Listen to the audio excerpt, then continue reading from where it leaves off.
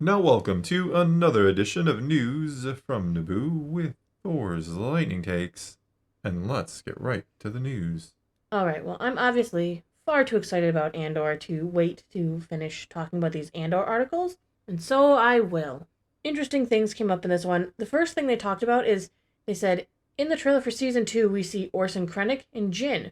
Are they going to be in Season 2, or is that just teasing the run up to Rogue One? Huh? Exactly, I didn't see Jyn. Jin is not in the trailer. No, not at all in the Did they trailer, get no. confused Maybe with they got one of the confused. other characters and think it was Jin? Oh. Did they not? Like the one that's with Cassian at one point? Yeah, With but the explosion? the more I look at it, the more I'm like, it could be Bix. It's definitely not Jin. It's definitely They wouldn't know each other not at this Jin. point. Like, did you watch Rogue One? Well, Gilroy said, I'm not going to answer that question fully. We're not really teasers in our show, are we? We don't really tease very much. Everything that we're going to bring in to get to Rogue One is going to be organic. There's nothing we're bringing in for fun, or just because somebody wants to see it. It has to germinate the story. Yeah. Why would you just bring in random things? Mhm. That's what other Star Wars does. What? You don't need a Yeah. cameo fest? No, nor I do like we how he need stressed this in multiple interviews too. That he's like, no. we're not If, doing that. if Nor are we things are going to in bring there, in. they're in there for a reason. We're not going to bring in Jack Black and Lizzo and anybody else like that either, just to Yeah. randomly have it in an episode. So I know that we've been guessing a little bit about will we see the Ghost Crew or hear a mention of the Ghost Crew coming to pick them up If it's organic, if it's organic, but I honestly don't think we will.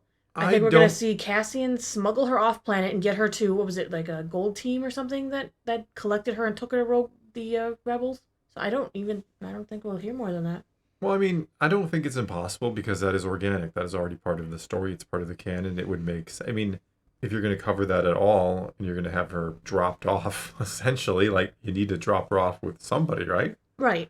Next, they talked about Cyril and Deidre, your favorite, your first ship, my first Deidre. ship, yeah.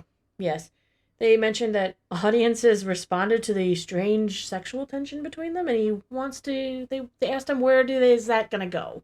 Is that anything, That's or a is that just an spoiler. audience thing?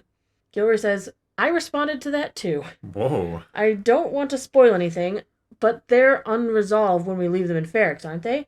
Is that goodbye? I doubt it.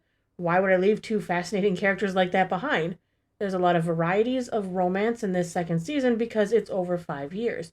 People are going to do what they do. It's also just fascinating. Not just the varieties of romance or varieties of love or varieties of relationships, but then what does this incoming tsunami of revolution and war do to people's relationships? That's a good question. I was hoping that those two weren't done. We're not done yet. We've just begun.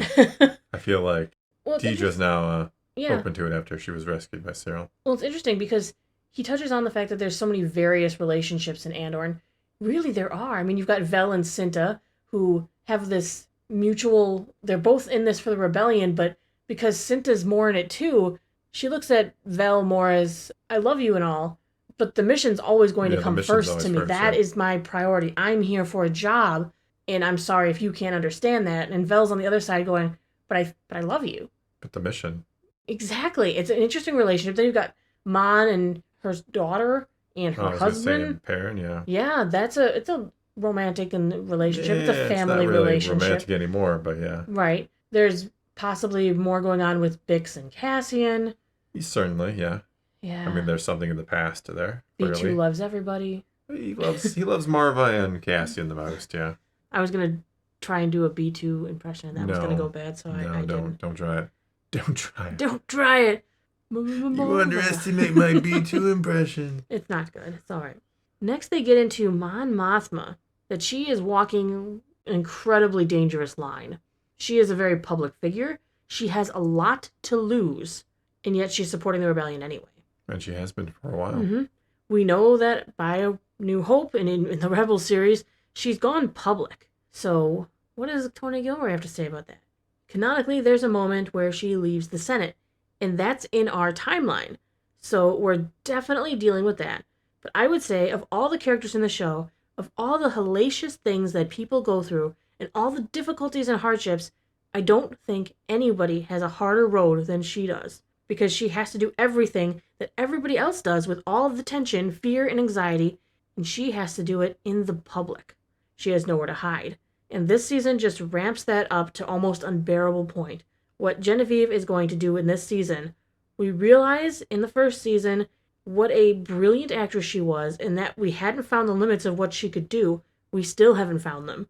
But the opportunity to write for her and write her story large was very important to me in the second season.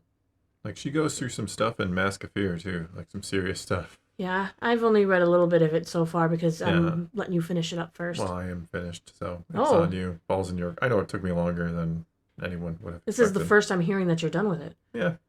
All right. Time to saddle the horse and ride off in the sunset. Yeah, you'll be done with it quicker than I was. It's been a busy time, but it's a solid book. We'll talk about it in a future video. Excellent.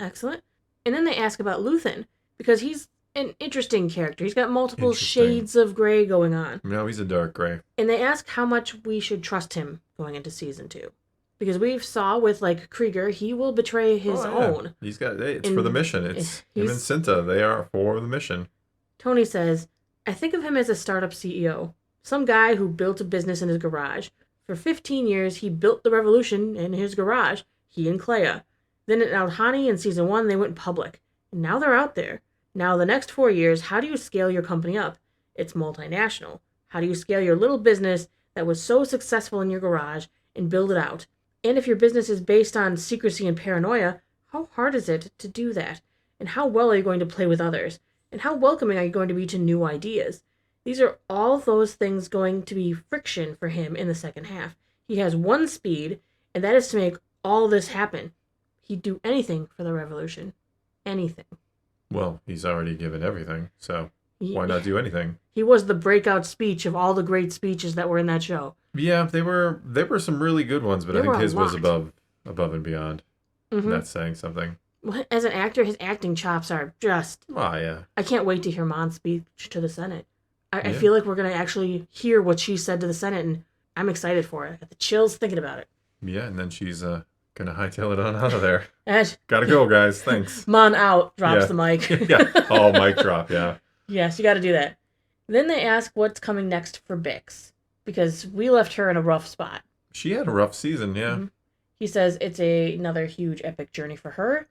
We talked about sacrifice. What do you sacrifice on the altar of something that's grown to be very important? What if two really important things come to you at the same time? What if love and revolution come to you at the same time and they don't play well together? What do you do? That'll be the friction for her. Yeah, at least she doesn't have to listen to some dying children anymore. I'm hoping she gets revenge. I feel like she could. Ending. I think it's a sad ending for Bix. But she could still get revenge before that. Sure. And then they wanted to ask about Cassian's transformation from mercenary to rebel and the evolution of that. He says, the truth there at the end, when he says, take me in. So when you meet him, it's a year later and he's all in. Luthen is a really great talent scout, a great agent, a great teacher as well. Cassian's utility, how far can he go? We know how far he's going to go in Rogue. By the time he gets to Rogue, he can do anything. He's a master. So there'll be espionage, there'll be leadership, there'll be all kinds of new educational tests for him along the way, and that will also challenge his relationship with Luthen and everybody else. He has a lot of things to learn to be the guy we're going to see in Rogue One, who's the all-singing, all-dancing, ultimate war fighter. The person that the Council on Yavin is willing to send on the most important mission they have. To get to that point, he still has a lot to learn. No, certainly. I mean, he starts out as kind of like a petty criminal who is in the wrong place at the wrong time, looking for his sister, and he kills 2 officers, and then off and away he goes. It's going to be interesting to watch his evolution, because we're going to be watching it week by week, and it's going to be year by year for him. Yeah. Mm-hmm. He again mentions the Gorman massacre, that it's a blank slate, kind of. Sort of. Yeah, that he's going to get to fill it all in and color it the exact way he wants it. He mentions, of course, there's the discovery of the Death Star. And whatever intelligence there is, espionage leading to the beginnings of Rogue One. Yeah, they have to learn about the Death Star's existence in order to hunt down plans for it, don't they? Well, yeah. So that's interesting, because I don't remember, and it might just be me having a moment. I don't remember how they find out that the Death Star exists. Well, they're told by Bodhi, aren't they, that they're building a weapon? Doesn't he kind of send a message? Right, but we get to actually... How do we get to see them react and learn that this thing is existing? Exactly, yeah. Because, does that mean we're going to get Galen? I think so. I think Galen's in here because, I mean, the contact that Cassian meets at the start of the movie that he shoots him back, essentially, is the one who kind of brings him word about the Imperial pilot who has... I'm the pilot. Yeah, that. So, I mean, I don't, off the top of my head, I don't remember the whole logistics of it, but that's kind of how they learn about it. Yeah. What's also interesting is he does mention that his Gorman massacre is going to carry over to 5 different episodes, which means it's multiple years. So I'm kind of excited about that No, because I'm really we curious can to see see. a build-up, an explosion, an aftermath, all taking place across time. So that's cool. Yeah, that's what I'm assuming, and there's going to be, because we have already heard about it in season 1. Well, not the massacre, but we've heard about the problem with the Gormans. Mon Mothma brings it up. She so. does. She does. So I think it continues to be a problem until they get a ship landed on them, probably, or maybe something completely different. I think it's going to be something different, actually.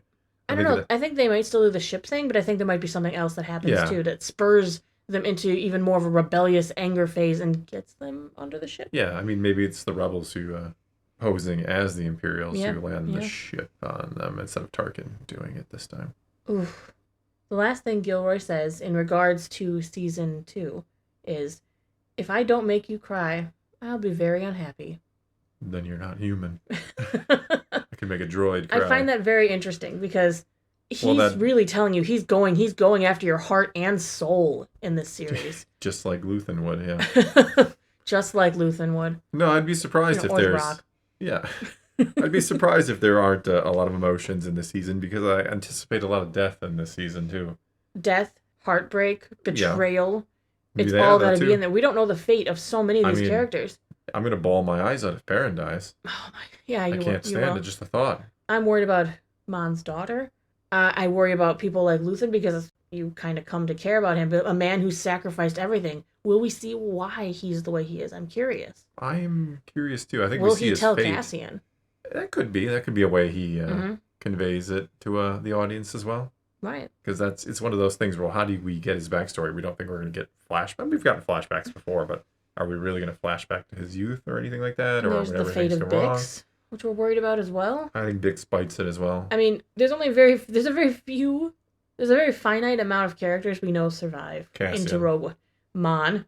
Yeah, not her family, just Mon. Not her family is a really interesting note there. Cassian. Milchi, yeah, he survives, yeah. Well, Saw. Yeah, but something happens to him. He's going to get blown up at some point, yeah. It'll be funny. It'll be a year skip will happen, and next time we see him, he'll be in the suit. Yeah. Like, I guess we still don't know. They're never going to tell us what happened to him. But there are so many opportunities for natural cameos, and oh my goodness, B.